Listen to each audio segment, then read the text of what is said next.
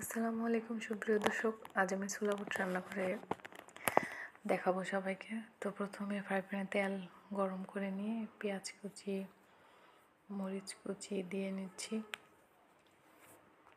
তারপরে নাড়তে থাকবো। তো এ পর্যায়ে আমি লবণ অ্যাড করে দেব। লবণ, তারপর আপনার হলুদ গুঁড়া,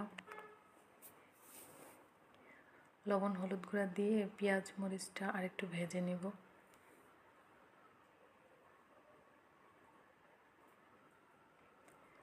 যেহেতু রমজান মাস, সবারই এই ছোলা বুটটা খুবই দরকারি একটা রেসিপি, ভাবলাম আপনাদের সাথে শেয়ার করি।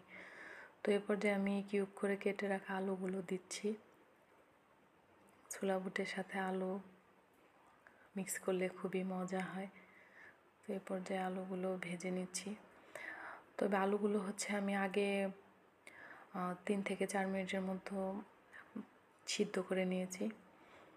তো আলুগুলো ভাজা হয়ে গেলে আমি জিরার গুঁড়া একটু অ্যাড করে দিব।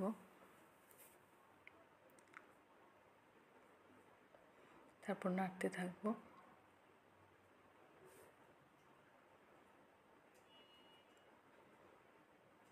তারপরে এতে বুটগুলো দিয়ে দেবো। ছোলা বুট দিয়ে নাড়তে থাকবো।